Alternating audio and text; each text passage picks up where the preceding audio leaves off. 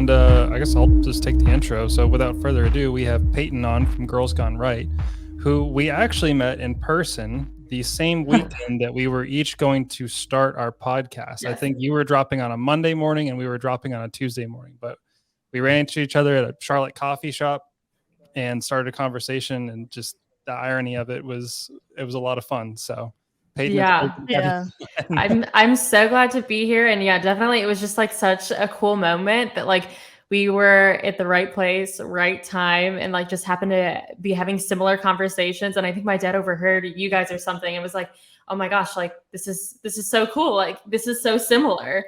And like, or like you guys were talking about something conservative. My dad's like, you guys I are friends with was these people. So I was actually, I remember this because I was being very loud that there was no soap at the grocery store that was across the street, and I was so loud about it. And I think somehow it got into like just the economy and how bad it was, and it kind of just spiraled. It kind of just spiraled from there, and it was just kind of one of those cool moments because you know how you kind of like feel alone sometimes when you're a conservative and you're like, there's no way there's anyone else out there, and then how just a random interaction could create this type of thing that we got going on here is really fun. It's just kind of cool. Yeah, definitely. I think that's like it's so scary to like speak your mind and like speak your beliefs, but like even if you're just like at a coffee shop and like even you just like being like, hey, like even a silly comment, but it's just like you kind of just like standing up for your values. It's crazy that like that can just like easily make a connection. It's awesome. Oh yeah, for sure. And I think it should be encouraging. Like, you know, there's more people out there that believe the same things as you do. They're just too scared to say it.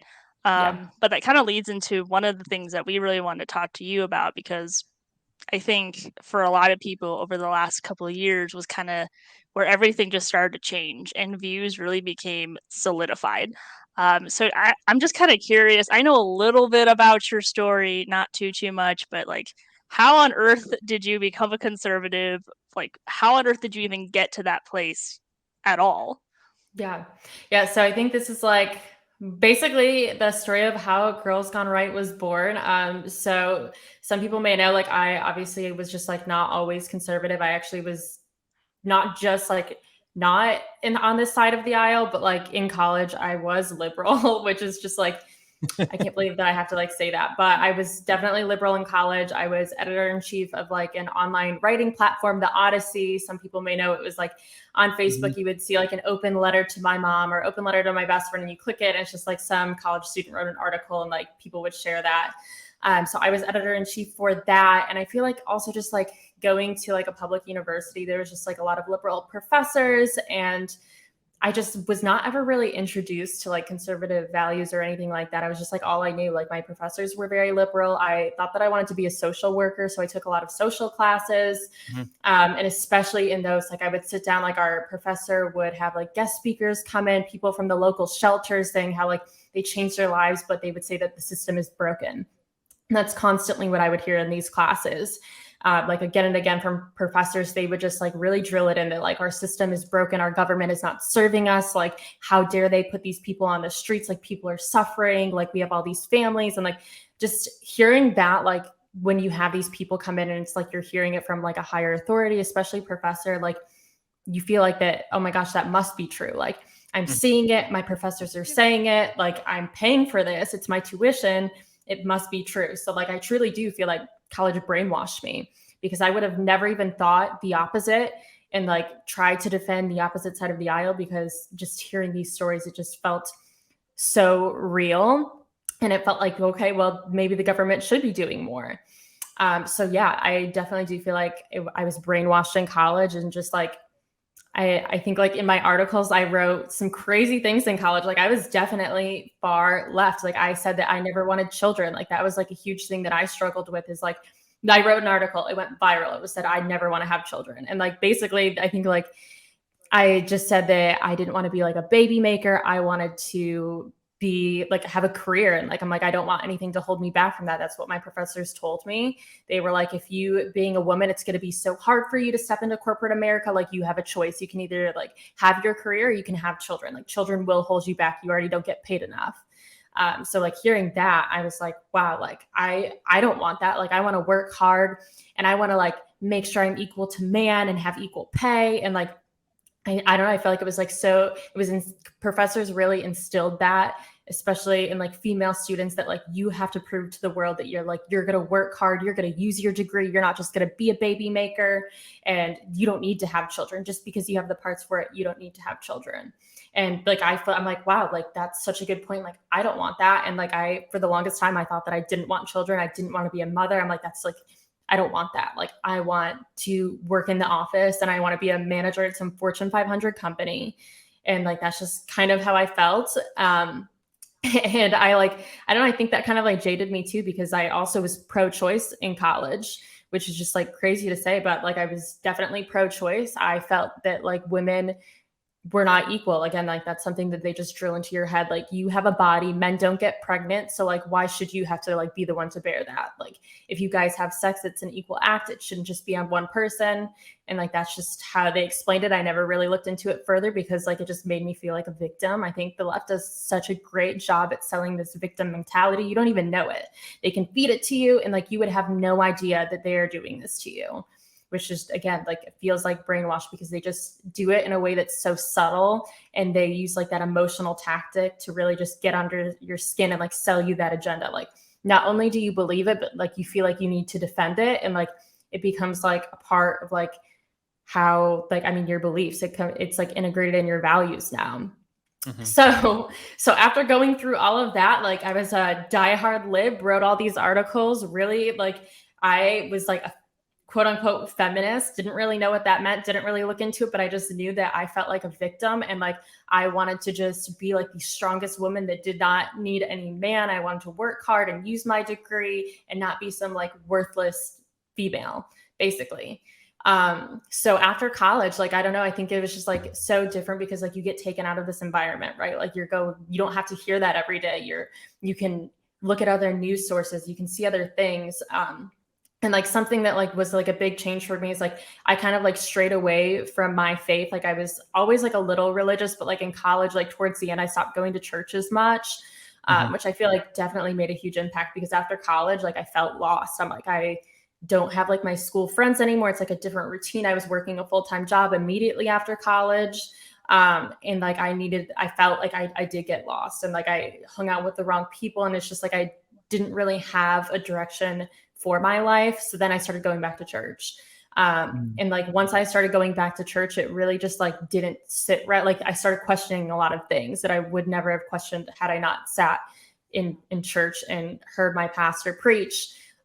So yeah, just like hearing things, but like also like it didn't even take me to do the research to realize what agenda that I had prior was not lining up with my values. Like, I'm like, okay, like actually a lot of this stuff doesn't really make a whole lot of sense. Like I'm going to take a step back and reevaluate, because if I have strong faith in God, like I can't sit with these left morals. Like I can't be a liberal and go to church. And like, so I think that was kind of like the start of it. Like I really just like grew my faith so much after college because I did feel so lost.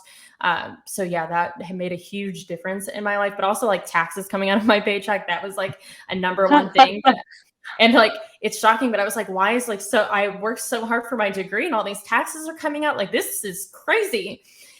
So that was like something that really just like set me off, but it was like kind of like a mix of things. I think when you're just like out of that environment, you don't have to be surrounded by like, it's like groupthink. Like if you're surrounded by that all day, it's so hard to just stray away from that narrative and like have your own opinion. Because if you did that in a classroom, like the professor would just be like, well, you're wrong.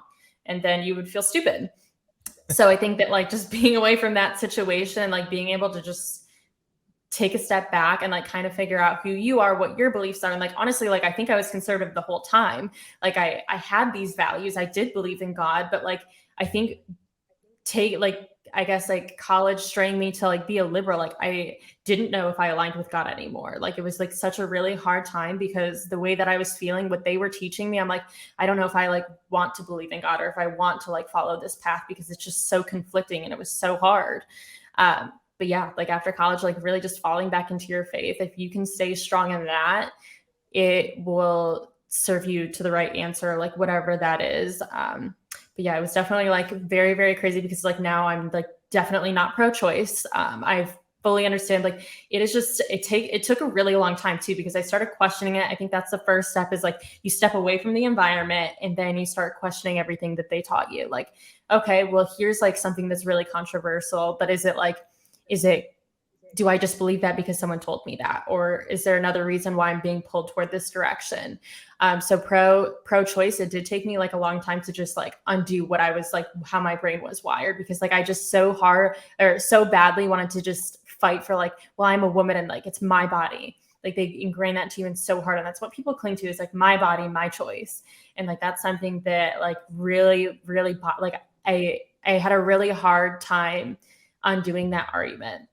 Because then after, like, I mean, now I fully understand. I'm like, it's not like, it is not your body.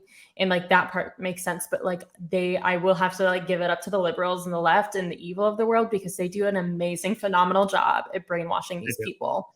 It is absolutely really scary, because it took me like a really long time, and like I had to like do a lot of research, but also like I heard other people's stories and of how they got an abortion and they completely regarded it and now they're pro-life. And like it took me like a lot of time to like sit with that. It wasn't even just like I did research, like I knew the facts, but it was like just like coming to the realization that I was wrong. And that I had to just like swallow my pride and be like, you know what? I mean, like being liberal and then like going conservative, obviously it's just like you're making a big switch. People are going to be like, oh, she's just like, why are you doing that? Like, that's like such a crazy thing to just like switch sides like that. But I think that it's just like, yeah, like sitting down with your own thoughts, but like also hearing other people's stories. I'm like, this is really, really sad. And yeah, again, like just like undoing, rewiring my whole brain, like not pro-choice anymore. I don't believe in the feminist movement. I think that was something that was just like really, really hard, because they sell it to these female college students. Like 100%, they do. And like, if you sit in a classroom, especially like a sociology class or anything like that, those professors, like it's just, I'm not sure like how they do it so well, but they make women feel like victims. Like they just go for it. And like, it's that I did feel like a victim for the longest time. But like, if you step out, I'm just like, okay, like, you know what, maybe I'm not a victim at all. And like questioning the other side of the narrative. Yeah, but it did take a long time to like come to that conclusion that I was just misled. And like, now I fully believe in everything, but a lot of it was just like falling back on my faith, and just knowing that, like reading scripture and like that just made me a lot stronger in my beliefs today. That's really neat. So Yeah. it doesn't sound like there was a single event that kind of red pilled you. It seems like it was kind of a cascading series of events as you kind of got back to your roots, got back to your faith. Did it change your relationships that you made in college? Definitely. I think that like college was just like also like a different time, but like I think is if you do something, like especially if like you're growing as a person and like you're changing for the better, you will lose a lot of relationships. And like that's not just like politically or like you're converting to a new religion or anything like that. That could do with anything in life. Like as soon as you start to grow, there's people that are just gonna like fall out of your life because they don't want to see that for you.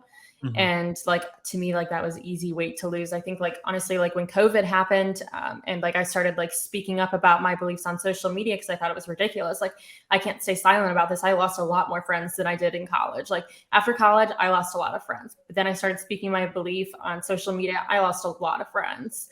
And I think that was just like really hard, but I also like, I like remember so clearly, like my first time at Freedom House Church, and Pastor Penny was like saying that like if like when you go to heaven and God asks you why you didn't stand up for him, and you're like, oh, because I didn't want to like make things uncomfortable and I didn't want to like lose a lot of friends, like that.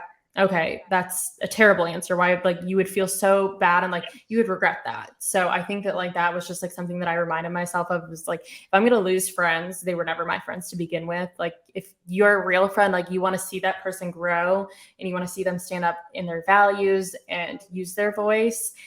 So that was just like what it came down to. I'm like, well, if I'm going to lose friends, I'm going to go all out.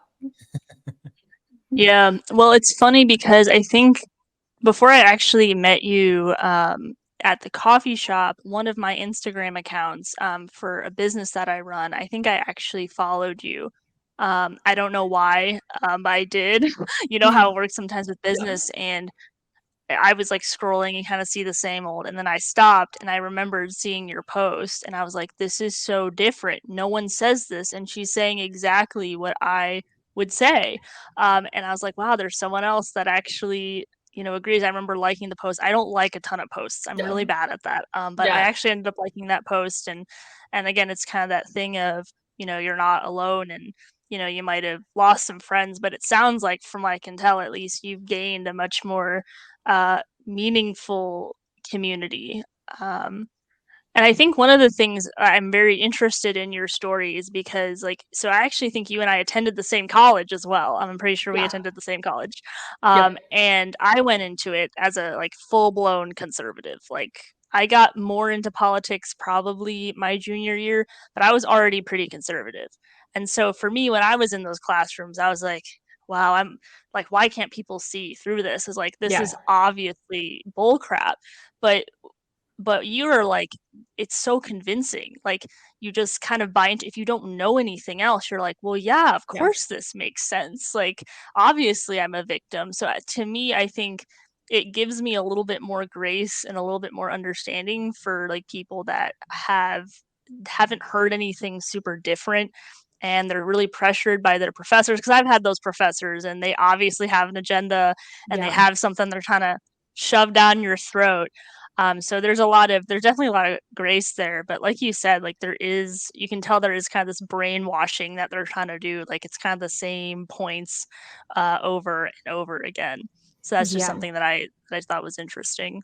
Yeah. I think, like, honestly, like, hindsight, I guess, like, prior to college, like, I wasn't very political. Like, I didn't grow, like, my parents didn't really talk about politics. Like, they would be like, oh, this is who I'm voting for, but like, they never, like, I was in high school, I think that they just, like, my parents themselves are not really into politics. Like, now that I'm like very into it, like, I informed them and now they really like it. But prior to like college, like, I was just like so uninformed as well. Like, I think that, like, they see these college students as like a fresh, like, clean slate. They're going to press you into like whatever they want you to become. And like, the way that they can do that is tell you that you're a victim, and that, like, basically you are at the mercy of like whatever they say. And yeah, like, they're going to sell you whatever movement that makes you feel weak, that makes you feel like that you need the government. Like, if you were walking into these classrooms and they were teaching conservative values, like, we really wouldn't need that much of the government. Like, there goes most of their systems, because we would all be hardworking Americans with values and morals. But since they're teaching the opposite of that, we need these corrupt systems. So I think that, like, I mean, they probably do have some gain there. Yeah, no, I think that they do, and it's like what you said is right. Like, it is really simple. Like, if we teach traditional values that, like, hey, before, you sleep with someone, get married, and then you build that bond, and then you have that nuclear family that you're building. And to a certain extent, we've kind of destroyed that with, you talked about the feminist movement, Mhm. this idea of being sexually liberated.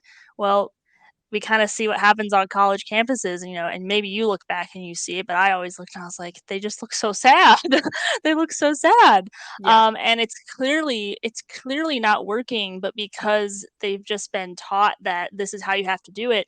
And not only that, there's another element of it too, where if you don't agree with sexual liberation, then you're the bad guy. Then Mhm. you're the one that's not moral. And so they bully people into silence. I remember there was one conversation I think we had with our class about, like, having sex before marriage or anything like that. And they're like, listen, if you don't want to have sex before marriage, that's fine, but don't tell me what to do. Like, it's like this bullying that happened where it's like, you can't speak about this at all. And so I think that's typically what happens in university, is that you just kind of get bullied into silence, and then you don't say anything at all. Yeah, and the thing is, like, when they tell you that, like, oh, like, you can't tell me what to do, like, well, I most certainly can voice like what I feel is right and what I Yeah. want my morals to be. So, like, I think that's like where our society is just like, we're not doing well, because like, the second that you speak up for your values, you're offending someone. Like, we're all so easily offended.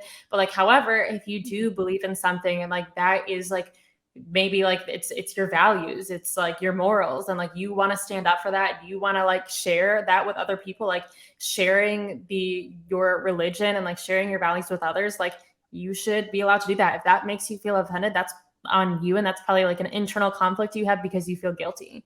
And like, you feel like that you like, that exactly, like people don't want to live like with their like, I guess, their consequences, and it's like personal responsibility. People want to rid themselves of that. So like the second you try to just like stand up for what you believe in, people associate that with like, ooh, like I did, then like now I feel guilty, or it's like my consequence, and like they don't want to take responsibility for it, which is just like a huge thing as well, because like in government, like, or in college, like what they're teaching these children is like that you no personal responsibility. Like, we'll have abortions, you can rely on the government for everything, the government should fix everything, we need to have all these systems in place. And like feminism just like leads to so many other issues as well. Like feminism movement is like being liberated as a woman, sexually liberated, and then hence now we need abortion. So it's just like a domino effect, really. Like everything just falls onto another thing. So I think it's really important to speak your values, because like you let one thing go and like now we have a whole mess that we have to fix. Mm-hmm. I think I recently ran across a TikTok converted to a YouTube video, because I'm just not on TikTok. Yeah. This lady was lamenting. She's like, I used to be a feminist, and she's like, then I realized what they were doing to us. And just like, you're going to get the same power as a man, the same pay. And she's like, wait, so you want to abuse me for 50, 60 hours a week so that I can have a job that brings me to the status quo? She's like, never mind, I'm just going to go take care of my kids. She's like, I'm out. Like, this is not as freeing as you guys make it sound out to be. It's actually more like you're just pushing us further into the workplace. Yeah. And like that, they do such a, like, I think that they just like, again, with the feminist movement, they push you to like, you should want to like be in that kind of environment, but also like, it's such a beautiful thing that gender roles, like we want to forget about gender roles, but it is like so beautiful for a man and a woman to just be good at different things. And like, that's completely fine. Like, we shouldn't be equals at everything. Like, yes, we are equal in a way, but like you go like men, hunters, gatherers, like women are like the homemakers. And like, that's great. Like we should be different and like come together and just complement each other. And that's great. And like society's really attacking that. And it's like so sad, because a woman should feel joy to like want to stay home and raise their children. And like women should want that. And they're taking that away from women. They're taking away that sense of like nurturing and also just like motherhood. Like they make it seem like just like a black cloud over it, which is just something that is just a whole nother thing, but definitely very sad. Yeah. No, it's a whole thing where I just feel like I know that women, because I'm a woman myself, hopefully it's obvious, you know. These days we don't know, but women are naturally nurturing. They naturally want to do those things. And so I find it's interesting. I find this odd conflict with women. Like when I talk to them and just kind of listen, I don't give my viewpoint. I just listen to them, and they're trying to figure out how to have their career and have their children. And how do I work 50 hours a week, and how do I have these 3 kids? Okay, so I take them to daycare. Okay, well, I have to pay for daycare. That means I need a higher paying job. So I have to work more to pay for more daycare. And then if I add on those more kids, then I'm working even more so that I have to take care of these kids. I'll never forget, I had another conversation with a group of women that were so perplexed, and they're like, well, you know, they don't really believe in marriage, but they're like, well, I really want to have kids, but I don't know if he'll stay around. And I'm like, and to me, it's so obvious, where I'm like, dude, you just get married, and then you know that he's gonna stick around. You think that'd be that simple, but you're so right, though. Like, they've been so brainwashed to really believe that this is the only way. And to a certain extent, I don't think they've ever been exposed, like truly exposed to different values. I don't know. Tell me what you think about this as a concept, Peyton. But I feel like to a certain extent, conservatives get exposed to a lot more leftist content than leftists get exposed to conservative content. 100%. That's how I feel about it. I don't know if Connor feels the same way, but that's what I've noticed. And especially like on the internet, like we already know this because like who gets shadow banned? Conservatives. It's not people on the left. It's not the liberals. Who gets taken off YouTube? It is conservatives. It's never going to be the other side, because big tech obviously falls on one side of the aisle, and that is the left. So like, therefore our content doesn't get seen, which is just, everything is so one-sided. It is very difficult. But I think that like, it's also just really hard because like you were saying, like these women like can't find the answer to like, oh, I want children, but like, how do I do it? And like, they just like, what is being glamorized is the movements, but like what people don't see is like how glamorous it is to like have a family and like get married and have children and like not have to work 50 hours a week, because like you don't need to live some extravagant life. Like what you need is to just like raise your children and not have daddy government raise your children. You don't need to like have some random person raise your children, because like you don't need all the glamour. Like it's so beautiful to like have a family, and like marriage is so important. It's like no one looks at it with respect anymore. Like I think that like where society has like crumbled is like we're glamorizing the wrong things. And again, it's like so hard for like the conservatives to make their point and show that like this life is the like truest form of happiness. Like you won't experience that, because like what they're looking for is just like fast happiness, right? Like they want something instant, like instant gratification. We're in that generation. And people are just like not looking for like thinking about long term, but like what they're missing out, like you are not going to experience that kind of happiness on that side. Yeah, no, I would agree with that. There was this post. Everyone knows who Halsey is, right? The singer person. Yeah, maybe Connor doesn't. He doesn't live in that world. But I think Halsey. She's some sort of pop singer. She has a couple good songs. But she kind of wrote a post. What? What's the full name? I want to see if I recognize her. Halsey. That's her stage name, Connor. Halsey? I don't. Okay. Halsey, yeah, but she goes by she, them. She's had a baby out of wedlock, very successful, great albums. She has a beauty brand, all this stuff, and she wrote for her birthday, honestly, something so profound. It was the most profound thing I'd ever seen, where she was like, I've found that nothing in this world can satisfy. I've tried everything, and I'm left with this darkness and this loneliness. And that says something. Like, it's one thing for conservatives to be like, hey, you're gonna feel all this way, but when it's someone who's prominent like that, and Connor, you'll have to trust me, she is prominent, and she is very famous. Peyton can back me up. But to have someone that is that in the mainstream say, hey, I've tried all this and I am so lonely and I am so depressed, that tells us that value system isn't actually working. Like, they've been lying this entire time to women and telling them that this is going to liberate them. And it doesn't. And the lie, Peyton, is tragic. That's what I've noticed. It's really tragic for women. And the feminist movement's also really bad for like getting, godly, strong men. As I'm sure like the dating scene is kind of a little bit messy right now because we don't have strong men, and then we have these really weird feminist women that want a man, but then they don't actually want a man. It's very strange. I don't know if you can speak to that or not. Oh my gosh, yeah. I think like if you are a man and you have your fingernails painted, like you are not a man. There are two genders. If anyone has pronouns in their bio, I'm like, first of all, I can clearly tell that you are a man. If I cannot tell if you are a man or female, there's something very wrong. Very upfront about that, but it is really hard because like I'm also just like very strong about my values. I'm like, if you are not the same, and like it's really hard to find strong men. And yeah, I think it's just like also the feminists, like they don't have high standards anymore, because like who needs high standards when everything is just like there's no standards to absolutely anything. You don't have morals anymore. And like, you're just like doing whatever you want. And like, you're just doing what makes you feel good. And like, that's the bottom line for that side. And obviously like, because women have lowered their standards, men have just like accustomed to that. I want to see what y'all think, because this has kind of showed up in the headlines this week with Jordan Peterson on Piers Morgan. The topic of incels came up. And I am curious if either of you feel like incels are a direct product of feminism.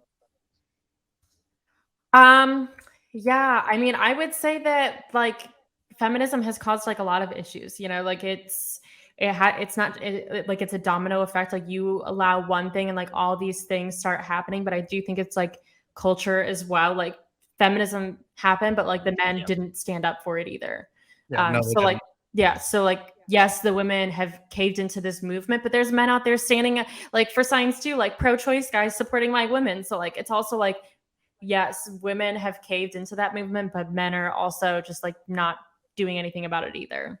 Yeah, I don't trust any of the guys that show up in those parades or the free the nipple parades or any of those They just want ones. to see nipples. I fully believe that they are just there on the inside. They're not That's so proud, much.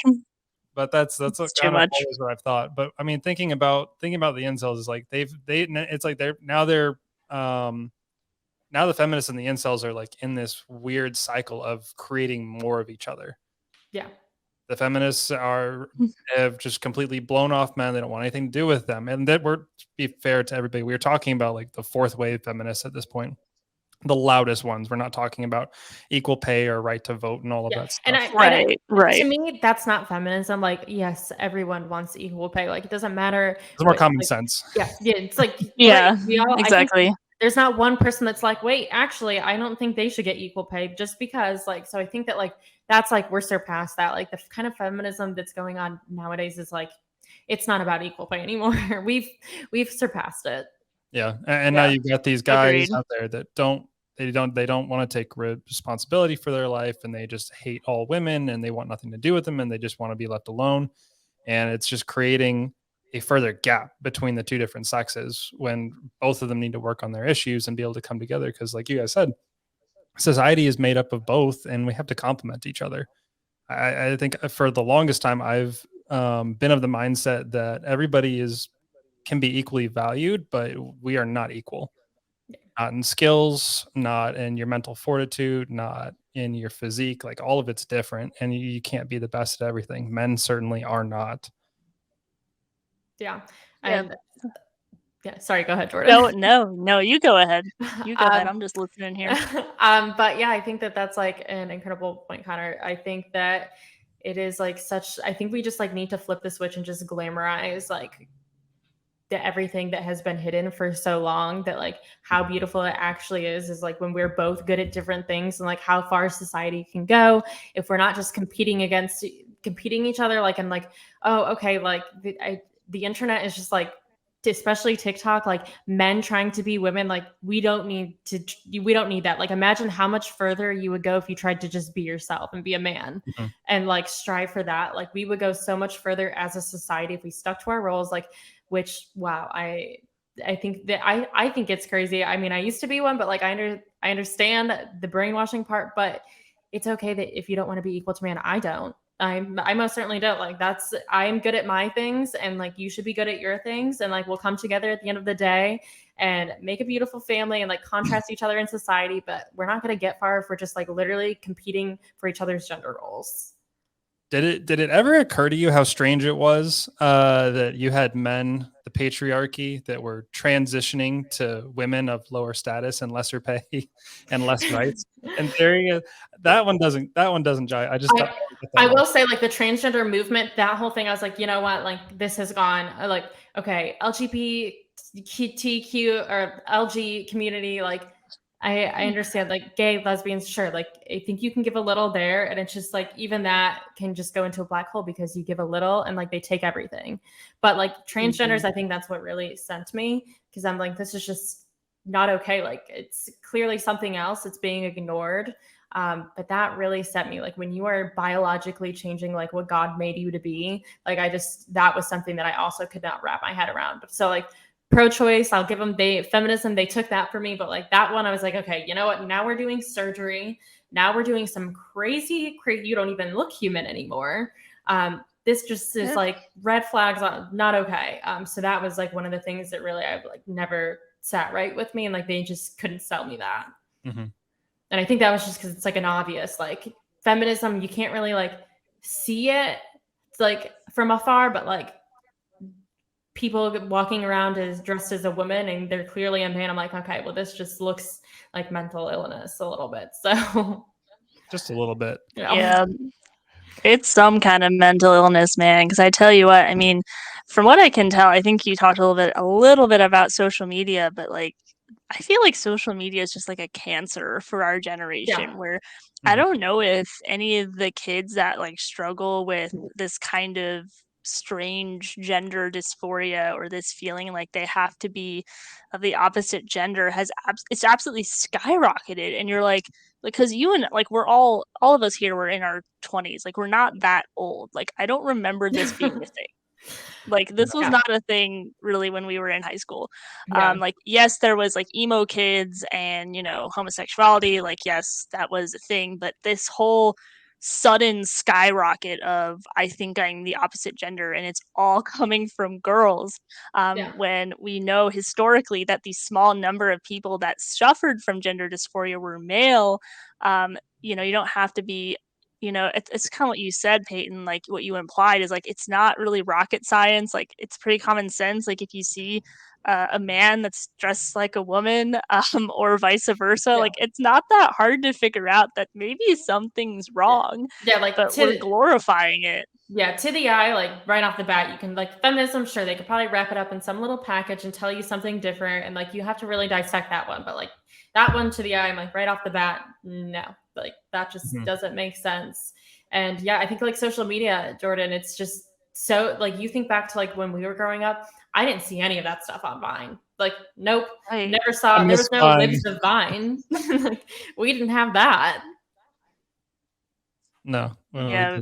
I never got to see Vine. I was too homeschooled. I wasn't allowed to. It was like TikTok, but like except we were actually our genders. So think of the world like yeah. I think Vine was unique because it really pushed the creative sector. You had 6 or 7 seconds, I think, for a video. Oh yeah, I think you're right. It was very short. 6 seconds, very short. 6 to 7 seconds, and you had that amount of time to tell a story. Like beginning, middle, and end. They weren't really. I mean, I'm sure there were, but there was no like part 1, part 2, part 3, part 4. Follow to get the rest of the story type stuff. It was just like, here it is from start to finish, and that's it. Yeah, and also no sexy dancing or anything like that. Like it was very. I mean, from like what I saw on Vine, it was like very PG, like just funny stuff, like people playing little pranks on each other. It was just like very innocent. And like, I don't know, like, I think like after that point, our society, something terrible happened in our society, and it's changed like quite a lot. Like if you think about like Tumblr, MySpace, like the pages, like the social media that we grew up with was just like very, very different. Like in contrast, like you could just pull up Instagram now to like MySpace and Tumblr. And like what we saw on Tumblr was like what people would say, quote unquote, soft porn. It's like people black and white making out with their boyfriend, girlfriend, like on a kitchen counter. Like, you know what I mean? Like that was our scandalous. Like, oh my gosh, they're like making out. And like that was on Tumblr. But like nowadays, oh my gosh, you go on Instagram. I'm like, this is just Kim Kardashian with her butt just like now I'm seeing straight butt. out. Like my version of like that, like I mean, even like the contrast is just like even like on the high end of like Tumblr, like what we're seeing now, like that was just like we didn't have that. So like I think we got lucky, like we missed that by just a little bit. We lucked out with having Tumblr, MySpace, and like AIM, because like it was just like not the same at all. Like things took a very sharp turn when like again like the feminist movement, like they really dug into people and like they started sexualizing everything. Well, they started sexualizing the kids. I'm not talking about transgenderism, but have you noticed that most 12-year-olds on Instagram look like they're 18? Oh my god, I don't even want to see pictures of myself when I'm 12. I'm like, that am I wearing a horse shirt? Is that a horse on my shirt? Yeah, I mean, geez. Facts. I'm like, I literally don't have like a normal picture of myself when I was 12. Like they were all repulsive, and like obviously, no, but that is normal. That's the point, though. That is normal. Like you shouldn't look like super grown up at 12 years old. You're supposed to look stupid when you're 12, right? Yes. And like the photos, like you could not find like anything in comparison to what there is now. Like I looked like I was 12. I looked like a child. Now, like you see it and you're like, oh, like I wonder how old they are. Like, are you 18? And then they're like, no, I'm 12. And I'm like, how are you 12? Is it like what they're pumping in these chicken nuggets nowadays? Like it's something, because like we look very different. something's very off. So it is really like I don't know what has taken such a significant turn, whether that be like our culture went downhill super fast or like I don't know, but there is just like you can really see and identify like where things really changed. And it was definitely started with social media, but like also children just act and look completely different than they did when we were growing up, which was not that long ago because we are not that old. I know, that's what's scary. You're probably right. That's probably the chicken nuggies. That's probably what did it. Not the culture going, not the culture going downhill. Yeah. I don't Just know, like Connor, like, like when I don't know, like how do you feel like when you like you can't tell when a 12-year-old is actually 12? Like that's pretty like it's pretty crazy. It's almost kind of scary to be honest. So it's funny because this is something that I noticed probably 10 years ago. So I was 18, 19, and I was living in Texas with some roommates, and they were watching American Idol when I came home, and you know, watching the contestants come across. And I remember this girl came up, and she was certainly young, but to us, she looked like she was 18 to 20. And one of my roommates, one of the two, was just like, "Oh, she's really good looking." It was like, "Yeah, no, she's hot."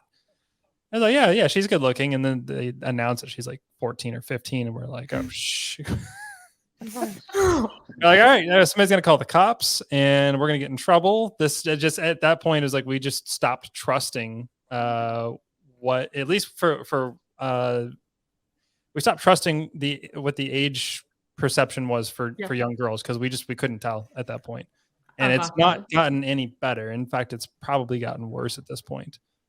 Yeah, same as you guys. I don't anything for like, if I look at old pictures of me when I'm 12, it's like baggy shirt tucked into my straight leg jeans that were probably too small and didn't look that good. It's like all of my younger siblings all have like the best dressed clothing, so they look a lot more mature than they actually are. And yeah, none of our pictures look like that. Yeah, honestly, bring back Limited 2, bring back Justice. Like, you guys should have to suffer too. Like, Yeah. I had to wear horse shirts up until God knows when. And like, if I had to dress like that, y'all should have to dress like that. That's right. It's kind of a badge of honor, though, to be like, hey, I grew up like a kid actually should have grown up, and I wore the baggy t-shirts, and I had the bad hair, and I didn't wear any makeup. And oddly enough, my skin was very flawless as a child, so it worked out well. Most kids don't really need a ton of makeup anyway. But no, it's really sad and it's unfortunate. But I wanted there was something that you talked about. I'm kind of coming back to the very beginning of your I guess kind of not testimony, but kind of just how you became conservative. And you said that as you got closer to the Lord, so as you grew your faith. So I'm assuming by your faith you mean that you're Christian, correct? Okay. I know sometimes because we're all Christians, I think sometimes the lingo can get a little lost. So I just want to make sure. So so as you became a Christian, you kind of realized that these Christian values do not line up with the liberal values that I had. So question for you then. Well, first let me ask this: do you know what deconstructionism is? Have you heard about that in the church at all? Yeah, so is it just like basically like taking away like what you've learned outside of the church? Is that it? It's they best that's pretty much it. Is that it's basically they think they're deconstructing their faith, but as you said, you're completely correct. It's just a fancy way of stripping away everything that you know. And so the thing that I noticed, because I've watched people come kind of get a little bit red pilled, but not as much as I've seen people walk away, where the more that they go away from their faith, the more that they start embracing the liberal values. But it's really odd because they call themselves Christians and they embrace these liberal values. Like, I think abortion is like a really big one that a lot of women struggle with. And you kind of talked about it too, where the farther away they get from their faith and the farther away they get from having that fear of the Lord, they're like, well, maybe women should be able to make this choice. What's the whole argument they use? It's they wouldn't personally get one, but it should be your choice to get that. And so I don't know. I just kind of wanted to get your thoughts on it because it's very interesting that to watch people that say I'm Christian, but they hold all these really liberal values. Just kind of want to get your thoughts on it. Yeah, so like I think that like that is so common. Like I've like to me when I see like someone is just like Christian but liberal, like especially on a dating app, like that's one of my favorite things that I see. They're like Christian, but I'm liberal. And I'm like, "Oh, okay." So like that is just crazy because like I think like the closer you are to God, like cuz people can go to church and like they leave and then they don't think about God until next Sunday. I think it's like very different to like go to church and also be religious. Like it's not the same thing. There are a lot of people that just go to church because like maybe they live in the South, like in Nashville, like people just go to church. It's like community and like they just go.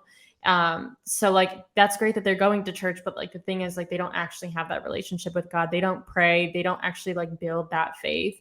So I think it's like a very big difference like when you practice the word in the like the scripture and like you live by that.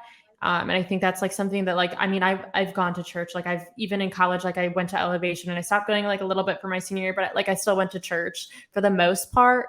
But like I didn't have that relationship with God. Like I knew like I'm like, oh, like yeah, like I'll go to church on Sundays, but I didn't have that like close relationship. And like that's something that I changed a lot. Like that was the biggest thing that I've done for myself is just like I'm like I want to like know God, and like that's something that I really want because like I honestly like after college like I got out of a relationship. I felt so lonely too. Like it was a really hard time, and like I'm like, you know what, like let's just see what this does. Like we'll give it a try. Like I'm gonna trust God, and like I'm just gonna give it all to God and like see where that takes me. And like if it doesn't, if I don't see results, like we'll revisit this. But like I'm just gonna like be super religious and like give it all and pray and do devotionals and like really work on building this relationship. And like honestly, like as soon as like I did that and like I started like giving back and like really like focusing on that relationship, like my life changed significantly. Like everything in my life changed. I was so much happier. I didn't like have this burden after college, like after getting out of a bad relationship. And then like I just started seeing everything differently, especially just like even like my values. I'm like, wow, like it just everything feels so broken, but like when you're closer to God, like things shouldn't feel broken. The closer you are to God, everything feels like healed and better. So like that's when you know you're doing something wrong. Is like if you are that close to the Lord, then like why does everything feel broken? And like that's my question to the liberals, because like if you see the world is so broken and you're a Christian and you claim that you're a liberal, then like why does the world look so broken to you? Yeah, not only that, but the solutions that they bring are always government based, and they're never, Yeah. very rarely God based. And if they are God based, then they might be a little bit off the mark. Yeah. Yeah. It's like very different. So I think that you could be a confused conservative that may think that they're liberal and be a Christian. So whatever that is. But I do think that like if you really like focus on that relationship, like it will be very clear to you that like, and maybe like you're not like there's some, I'm not saying like conservatives are perfect or like that side of the party does everything right. Like you don't have to be like, oh, I'm conservative everything, but like you should believe what the Bible says and like you should want to practice that and like God first, versus like, oh well, like yeah, that Bible says something different, but like to make people feel good I'll just say yes and like I'll support that movement because like I want everyone to be happy. Like the real thing is like if you believe in God, like you can't be a lukewarm Christian. You can't just like agree on some things but skip out the other and be like, well, I don't need that because I just don't want to practice it wholly. Like if you're going to accept God, you have to do it 100%. You can't be a lukewarm Christian. Like you need to like love God fearlessly. It's accepting too. It's kind of alluding what you said too. It's accepting God as an authority, and not just accepting as authority, but like even as you were saying, is that you saw it make a dramatic difference. It wasn't like, well, I'm following this and it's making me miserable. It was to a certain extent it was making you better, and that didn't mean that the brokenness of the world didn't exist, right? Because you and I we see the brokenness every day. We're talking about transgenderism and Yeah. abortion and just bridging with protesters and such. But it changes your perspective. And so we have a generation that doesn't want any sort of authority over them. And that's the biggest difference, is that you're allowing God to take that authority.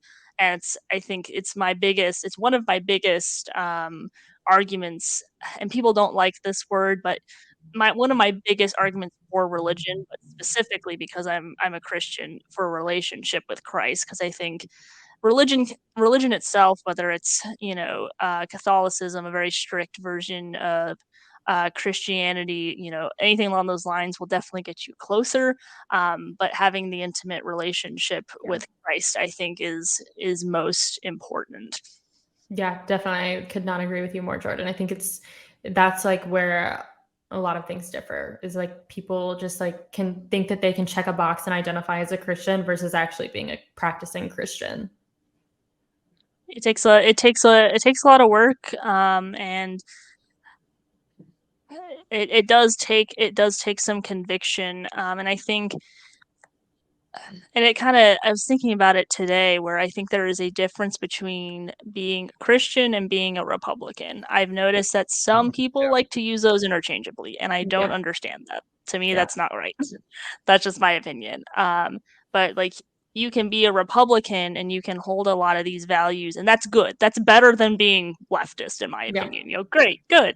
But I think there's a lot more impact with being a Christian, because you already have that really strong foundation that can't be moved. You have principles you can go back to that inform maybe more of those conservative or Republican values. I have a personal opinion. Michael Knowles, I think he says it really well. He calls some Republicans squishes. And I think it's really funny. And I think it's true, though. Like, I think that's how you get some squishy Republicans, is because I don't think that they're all believers. And so I think it's easier for them to compromise their morals a little bit. Yeah. And like, that's like squish lukewarm Christian. Like, you've got to be hot, and like you have to like have like a fire like burning in your heart, that like you want to like have that relationship with God.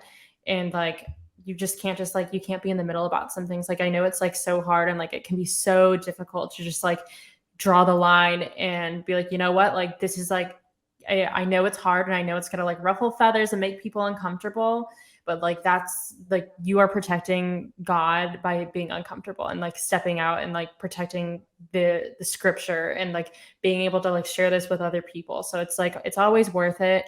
And like, I just think that like Christians need to be more willing to do that. Nope, I would definitely agree with that, Connor. Yeah, no, Jesus never said that following him was going to be easy, and living that life was going to be a breeze. I mean, all of the initial apostles, with the exception of John, were all executed in various ways that range from horrible to absolutely horrible. But I think, speaking of things that are not easy, how did it come about for you to start Girls Gone Right? Yes. So that's a really good question. I love this one. I love it. So yeah, I just like, honestly, like one day I'm like, I've had enough of this COVID crap. Like my liberal friends are posting on their story that we should all be masks. Like, and I was like infuriated. Like I'm very like, I love working out, like very health and fitness oriented. Like I am like very careful about like what I put into my body, because like, obviously, like, as I'm drinking a soda over here. Sorry, continue.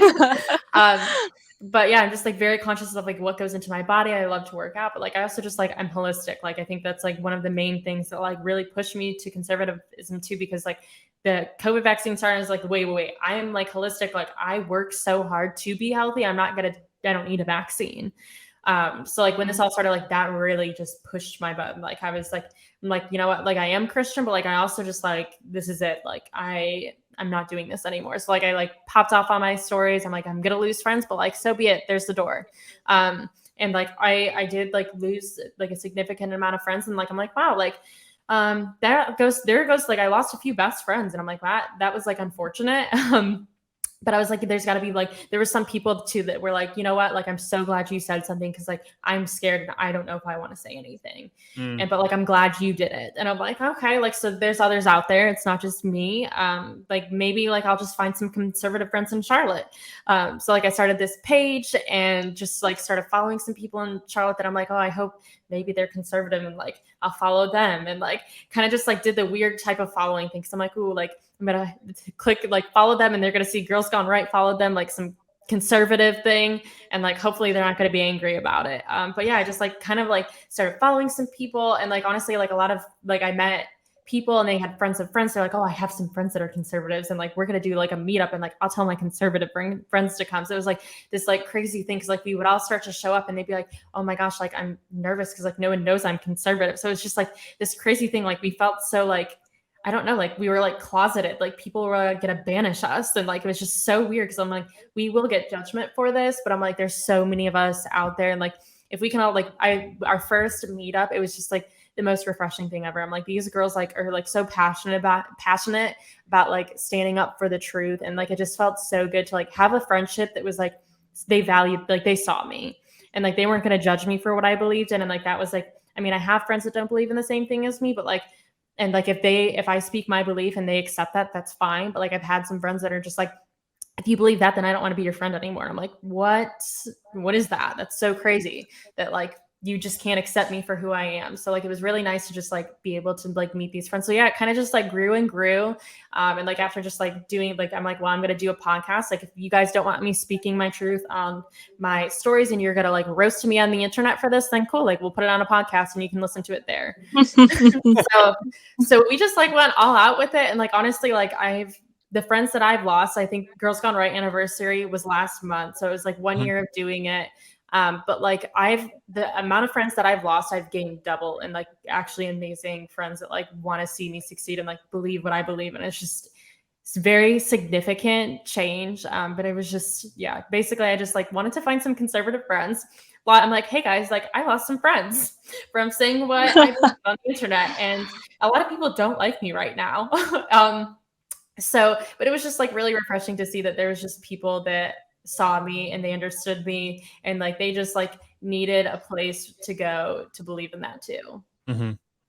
So what was it like finally getting set up with the podcast? I mean, you obviously, I think you came across Anchor, same we did, to distribute podcasts, and then your first couple of episodes, I know you had I'm guessing some local guests or people that you knew personally in your life, and then you grabbed CEO of Getter and a couple other people. So what was it like reaching out at the time and trying to bring those people in and get them on a podcast that you had literally just started? Yeah. So like that, honestly, like those days of my life, like those few months were probably like the most stressful months of my life, because I didn't know how to run a podcast. I'm like, I don't know what I'm even doing. Like the first one, like I remember like I was up, like I would work full time. And then like after work, I would like try to record these podcasts. I don't know how to edit.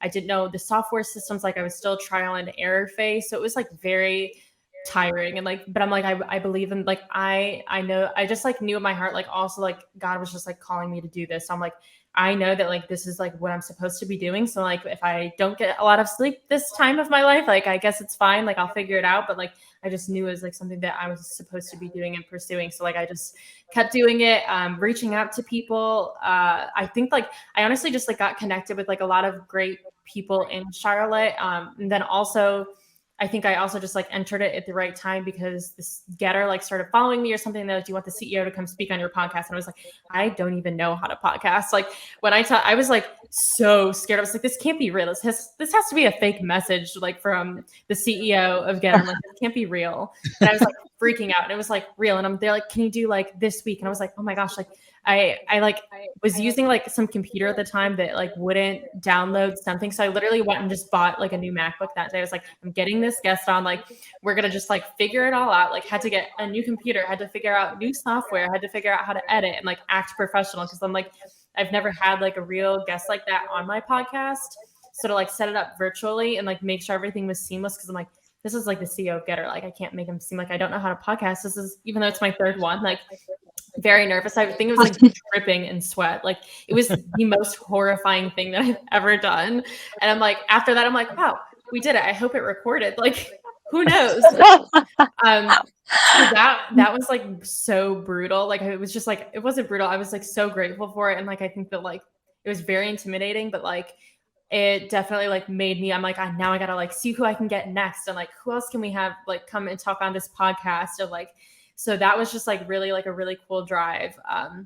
Now I'm like working in like the whole, I guess like what I was doing for myself, like I get to do that every day for my company now. So I've been like taking a little break from Girls Gone Right and doing the interviewing thing. But like I do miss it because it was like incredible to just like be able to sit down with people and like give people like, I guess, like spread this information and like share people's stories. It was so cool, and I really did love it. You learn a lot too, don't you? Oh my gosh, yeah. I'm like, wow, like this is like, first of all, I know how to edit audio and like everything like that, which I never thought that I would. I'm not good at that kind of stuff, but like now I know how to do YouTube. I know how to do it all, which is like, it was an incredible like character building moment. But yeah, just like also just like I grew in a lot of ways that I never thought I would. Yeah, and on that note, with Girls Gone Right, I did notice that you've kind of added I don't know how to tell me how you'd put like a new chapter or something. Yes. Can you kind of talk a little bit about that? Yeah, so we have a new co-host, my friend Rachel. I actually met her at a young young Republican meetup in Mecklenburg. So I met her at my first meetup. Like I was like, oh, okay, like conservative. She was new to the area. So we just like ever since then, we hit it off so well. We've been friends for like I guess it's not even been a year yet, but like we hit it off so well, and like she is just like, so she's like very similar, like so strong in her conservative values. Like she just has the drive to make a difference. Like she's been going to these meetings like with no like end goal, just like she wants to make a difference locally, which like was like, I'm like, this is like great. Like I want this at Girls Gone Right. And like also like I'm not in Charlotte anymore. So like my plan is eventually I want to do like a Girls Gone Right type thing in Nashville. But like, I'm like, I need someone to like hold down the fort in Charlotte because we have so many great girls following that. So Rachel is our new co-host. So she's going to be like, therefore on out co-hosting episodes with me. So I'm really excited. Like she's gonna be my other half on this. So I'm really excited for that. That is the next chapter. I like paused it for a while because with my new job, I'm like, I don't know if I'm actually going to be able to pursue this podcast, but thankfully my company is letting me pursue it. And I'm really excited because it's just like, it's something that I really love. And like being in it every day, like you think that you get tired of it. But like I come home from work and I'm like, wow, like that was actually like, I feel great. And like, I feel like I know so much more. So I'm really excited to just like pour that right into the podcast. Yeah, no, that's awesome, and hopefully we get to meet Rachel sometime soon. Yeah. I don't know when, but we gotta We'll talk do to it. her too. Yeah. Yeah, no, that would be so fun. Yeah, I mean, we're just really happy for you, and it looks like you've kind of had a little bit of a journey, and the way that Girls Gone Right has grown, and kind of how we even ran into it in the first place. It just goes to show weird interactions can lead to some fun stuff. You can lead to more podcasting and more fun. So, Connor, you got anything?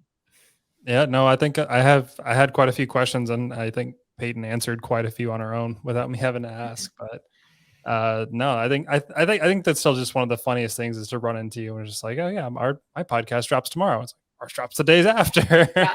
Honestly, it's like a Also, yeah, it was a divine appointment, and like meeting you guys like has been incredible because like we've got to like watch each other's journeys, which has just been truly amazing. So I'm like, so it's also just like amazing to have people like in your circle that, especially like we're like doing the like similar things in podcasting. So it's like really nice to be able to have that community. Yeah, I guess we could talk a little bit about the podcasting world because that's an interesting media. There's not very many people that I talk to now that don't listen to a podcast at some point in their day, whether they're commuting for work or they're doing the dishes or the laundry, or for those of you who can multitask, you can work at the same time and listen to something and actually understand. that is me. Understand Yeah, one thing and accomplish tasks in the both. I can't. So I have to either listen or I have to do. So I have to sit in silence, unfortunately. But podcasting as a media avenue has been really interesting to watch just kind of take off in like every genre possible. It's not all political. You can go from historical podcasts to scary stories to sci-fi stories. They've got like, I even just for the heck of it listened to a Dungeon and Dragons one where they're just like playing out their characters and they create this whole like story, and they had somebody doing sound effects and everything for the characters and the events that were going on. So they turned it into a whole show basically, and it was fairly entertaining. I mean, it kind of depended on the players, but what has that been like? Like how aware were you of the podcast world before versus now? Yeah. So like I will say that like prior to like starting a podcast, like I listened to like some here and there. Like if there was something that like I really wanted to hear, like Bianca Spranko's like some she's like she does poetry. So like she would like speak her poetry on a podcast, and like I would just like do it on a walk. So like I wasn't like super into it. Like, I mean, I followed like with some political podcasts, and like there was like, I loved Candace Owens. So like there was some things that like I specifically sought out, but like I wasn't like super into it. I didn't have so much knowledge about it. And like now I have like such a great appreciation for it. I also think it's like super similar to like, we don't really have radio stations anymore. So like that's like what a radio station would be. It's now podcast. So yeah, now I'm like so deep into everything. Like I do love podcasts, like definitely, like especially going onto Spotify and just like finding one for like a walk. Like I love that. I do listen to like political podcasts all day. So like I'm like, I need something like better for like my leash. I can't do this all day. Like it's probably gonna be a problem. Yeah, you work in it and then you go home and you do Girls Gone Right. So so I'm like, I need something like different. So like I do TED Talk podcasts, and basically it's just like a TED Talk, but I take away like the visual and just like put it in audio. And like I'm just like, I'm also just such a nerd. So like I like to like learn things like every second of the day. I'm like, I just want to learn something. Like it's great. So I do love TED Talk podcasts. Highly recommend it. It's like 15 minutes. Like it's perfect for like a walk or a car ride. And then I like leave and I'm like, wow, I just learned something so deep and incredible.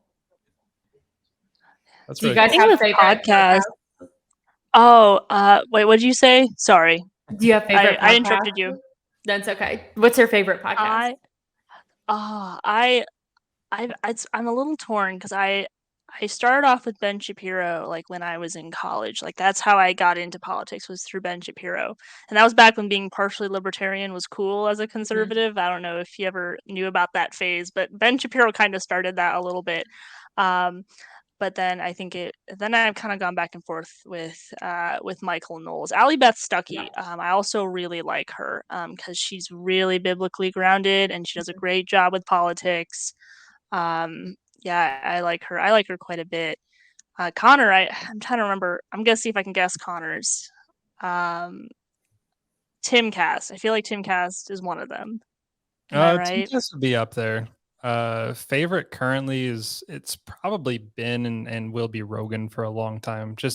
I love Rogan. It really depends on the guest he gets. I'm not always that interested in certain ones, but he gets some really interesting people on there that has led me to other podcasts, from Jordan Peterson to Brett Weinstein and his wife have a podcast as well. But my first one I think was actually Aaron Mahnke's Lore, which was just kind of like, I don't know, supernatural or creepy tales from history. Like they do all the research and talk about it. And I think that was my very first introduction to a podcast that eventually led me into a bunch of others and then eventually making one.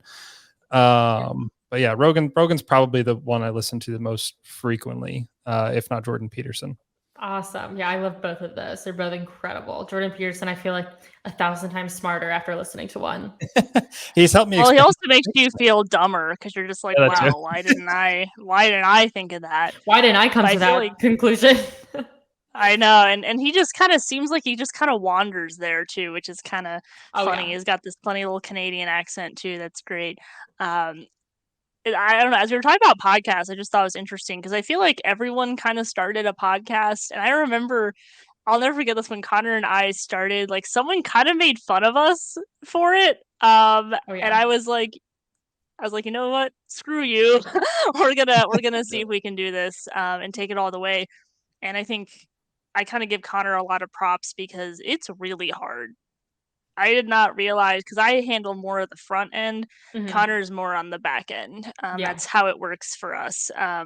So he, like all the stuff with audio, I was blessed where Connor has learned a lot of that stuff. Yeah. That's awesome. Yeah. It's a lot of work.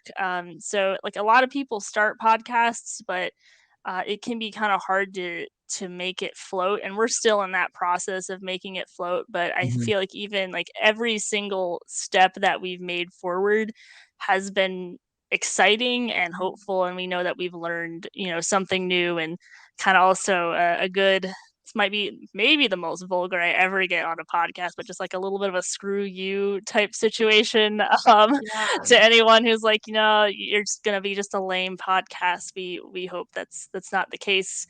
for us, and obviously like for you as well, like because you just Yeah. kind of went hard for it and you're like, screw it, Yeah. I don't care. And It I was love that. I love that about you so much.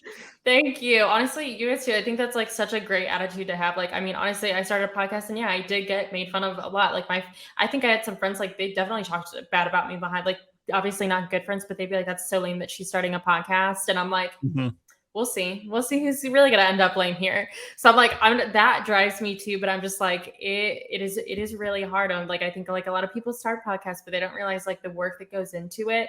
And like, yes, I like probably lost my mind for a few months there. I'm like, this is like something would happen, like a technology error, and I hate technology. And I'm like, and what do I do about that? Like, I have no idea what to do. So it was like every mistake I made, like I learned something. I never made that mistake twice. Like it was always progress. It was always like the next one's going to be better.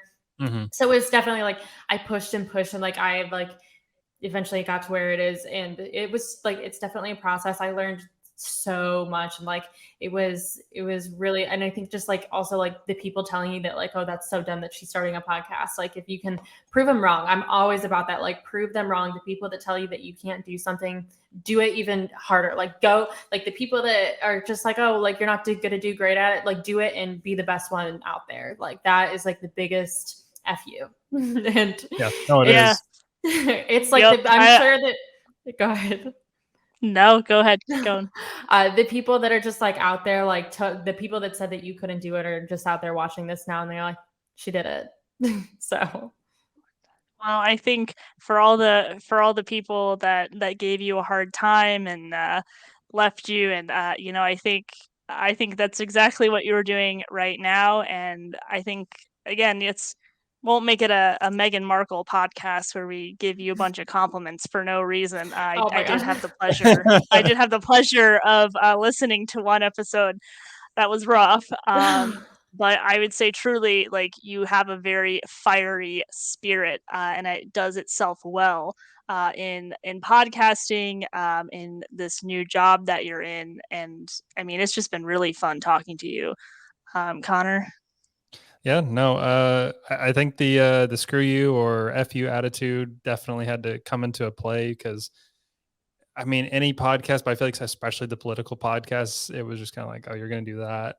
Like we probably would prefer you do something where you talk about movies or anime or backgammon. I don't know. It's just something, anything. Backgammon.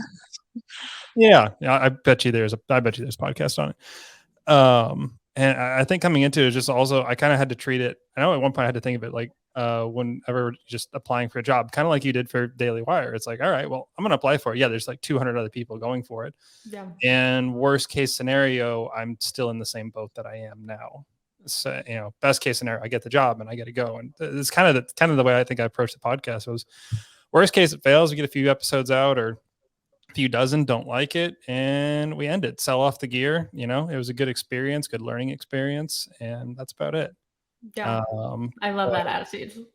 Yeah, you just kind of have to have it with some of this stuff, and you can't think out every little issue. You kind of have to dive in head first and make those mistakes, and like you said, fix them. Try to not make those mistakes again. Jordan and I have made plenty, and I've spent hours trying to fix them, and we both fixing some of my mistakes as well. We've both done our research to try and correct those things on both ends, but.